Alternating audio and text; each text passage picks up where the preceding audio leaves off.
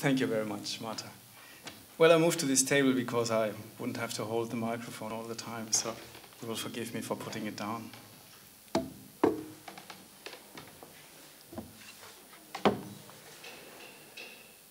Dear speakers and guests of the Central European Forum, dear Marta, dear Project Forum colleagues, ladies and gentlemen, it is a great pleasure and honor to be here with you today and to be welcoming you on behalf of the ERSTE Foundation. I'm the second speaker at a conference carrying the title "Everybody is Lying." This obviously adds irony to any speech. However, please believe me that it is an honor for me to speak here. The Central European Forum has chosen us, has chosen the ERSTE Foundation to support the forum, which is why I'm sitting here. It is a pleasure for me professionally because I think it's a fine place to address you. It's a pleasure for me personally because it's exciting, interesting, and a welcomed opportunity to speak in front of a diverse audience. The question has to be raised, why has Central European Forum chosen, why has Project Forum chosen ERSTE Foundation to work together? And on this I can only and I will share my educated guess with you. It is helpful that our two cities are very close to each other. What is more interesting is probably the common social and cultural values that we share since long.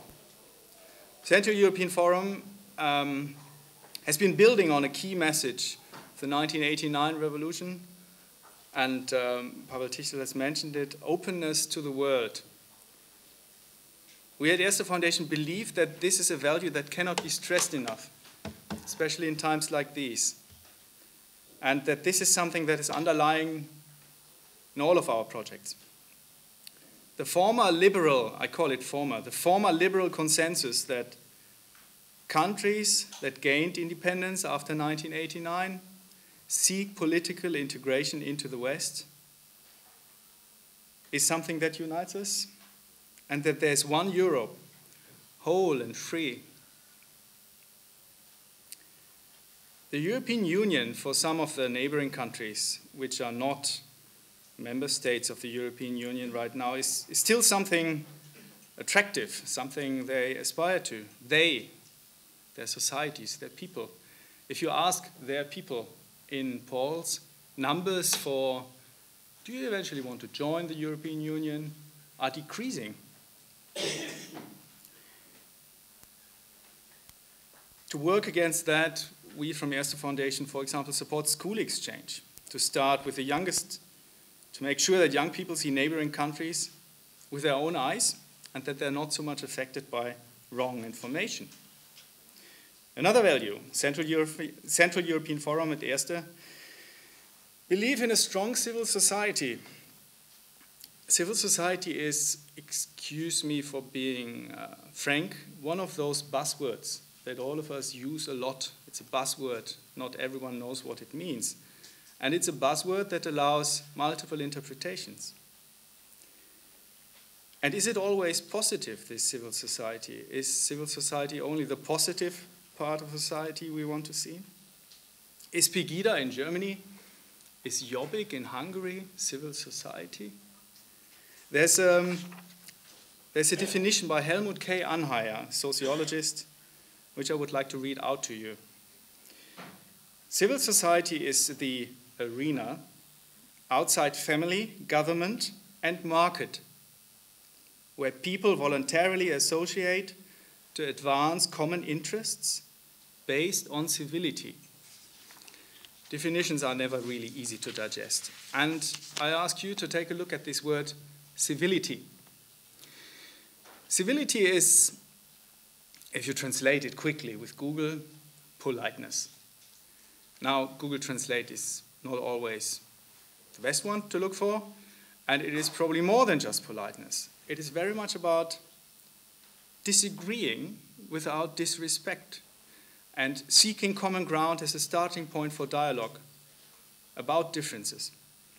Civility is the hard work of staying present, even with those with whom we have deep-rooted and fierce disagreements. And there's deep-rooted and fierce disagreements these days.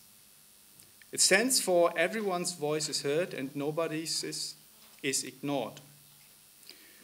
Now, according to this definition, seeking common ground, civil society, Pegida is not very good at seeking common ground.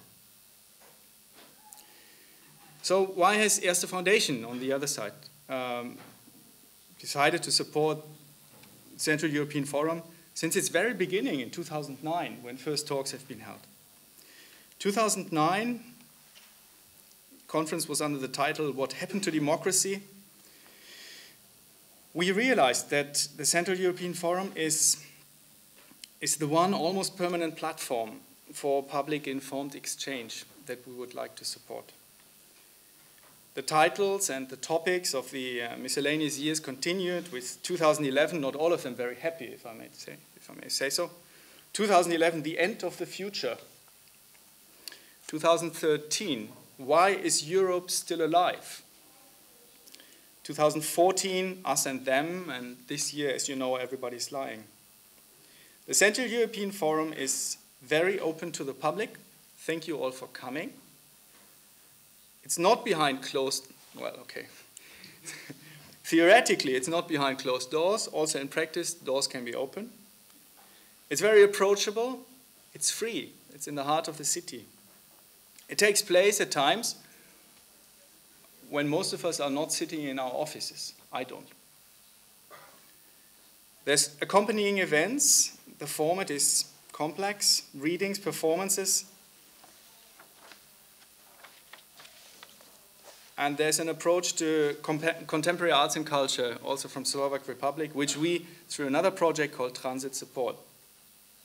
Now, we would like to make sure that Central European Forum keeps on existing and continues. Briefly coming back to this lying and telling the truth, because it was so tempting when thinking about what to tell to you. Rudyard Kipling, version A, Aeschylus, version B, has been quoted with, "In war, truth is the first casualty." Are we at war? No, but we are more than ever afraid of it again. And as a recent conference in Vienna pointed out, the Vienna Policy Conference, October 2015, this is the new normal. That was very popular as a slogan, the new normal. Is the new normal a permanent state of emergency in which we see ourselves? We have had miscellaneous crises, financial crisis, now apparently the refugee crisis. They're both called crises, but what is at stake? Financial crisis, what do we lose? Money, trust in banks, maybe our pensions? What is at stake at the refugee crisis? Now, this is a very crucial test for the EU, for the European Union as we know it. And this test isn't won yet. So what is needed now? We think that what is needed now is unbiased information, and that's hard to get. Newspapers and television stations with less income from advertising are more and more forced to look for other sources of money, or to look for primarily money. And if you're the editor-in-chief of a newspaper, you can, to a certain extent, boost or decrease the sales of your newspaper depending on your headlines. There's tabloids, there's quality newspapers, all fall in that trap. There's a project of ours, project partner of ours, running the Balkan Fellowship for Journalistic Excellence. It's an NGO, and this NGO, together with two other NGOs in Serbia, is under attack from the government. So we have quality, free media, being called by Serbian Prime Minister Aleksandar Vučić, who otherwise does everything he can do to please on a highly political level. So Prime Minister Aleksandar Vučić calls them liars. Unfounded claims, smear campaigns through other tabloids, photos being published, bank accounts being leaked. Now this is the state against the free press. Then if you look at Germany, the so-called Lügenpresse discussion that we have right now, a term used since 1916, by all sides, by the way, by all sides. We have Pegida claiming that quality media is not really reporting correctly. A quote from Bertolt Brecht, 1939, from his play Life of Galileo. He says, "Listen to me. Someone who doesn't know the truth is just thick-headed, but someone who does know it and calls it a lie is a crook." There's many crooks around. And to confuse you a little bit more, when talking about tabloid papers, in Germany we call it the newspaper with the big letters. That's the biggest tabloid and the best-selling newspaper in the country. They're promoting understanding for refugees in Germany these days. Sides are changing. It's complicated. We live in complex situations. So, truth as the first casualty. What do we hold against that? We published booklets, frequently asked questions, ideas to become active with refugees, with people who are now living as our neighbors. And another slogan that has been overly used at this conference, which I mentioned, was the Angela Merkel quote, "We can do that." I wouldn't have imagined that I would be sitting on a stage in Slovak Republic one day quoting Angela Merkel. I'm not usually quoting Angela Merkel. No, all of a sudden the biggest tabloid in Germany has my sympathy. And we need leading politicians to take positions and to show face. So, can we do that? Which is the German version of, yes, we can. We don't know. Are there alternatives? No. We have to. And we are holding and trying to struggle with that with all the all the previously mentioned projects. Now the closing. Truth and lies. Let's be frank, there is probably neither of them. And coming back to the concept of civility, it is not so much about truth. It is not so much about lies. We believe it's about seeking common ground as a starting point for dialogue, for understanding something better than before. And this is why we are here at the Central European Forum.